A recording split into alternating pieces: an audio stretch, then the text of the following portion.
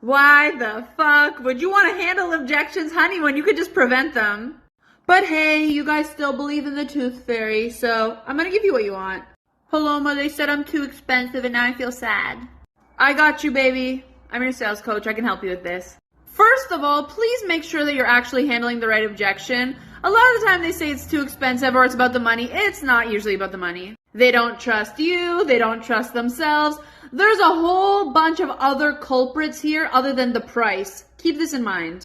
But let's say you've isolated the objection and you are really sure that it actually is for them an anxiety about the cost. Then here are some things you can say. Margaret, I totally get where you're coming from. I used to think the same thing. But here's what I realized with time. Expensive is actually a mindset, not really a fact. We always find the money for things that we prioritize. And I highly recommend that you prioritize this because it will get you this. Something that you told me that you urgently want, right? If we had to find a way to make it work today, what would you do, Margaret? I believe in you fully. I've seen you to be an incredibly resourceful person. And so, where there's a will, there's a way. So tell me, Margaret, what's our plan? How are we going to make it happen? Another one. Honey, it's easy to say that it's expensive until you see the ROI. Is investing $5K to learn how to make $10K sales again and again and again expensive? Or is it just a genius idea? Another one. Jerry, I totally feel you, honey. But actually what's expensive is hiring the wrong person first. That screws it up. And then calling me after and saying, Paloma, come fix it for me. And then having to pay for it again. Do you want to do it right the first time? You want to call me later?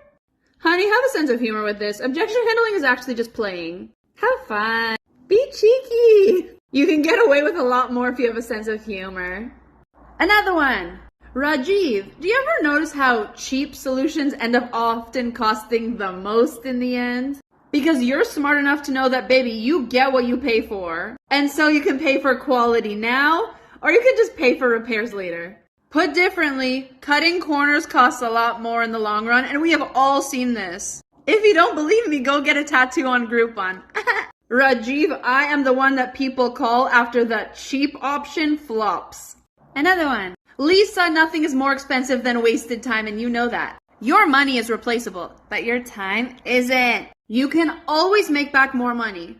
But you are not going to get back those years spent banging your head against the wall trying to figure this shit out all alone and reinventing the wheel when you don't need to. Baby, are we doing this or not?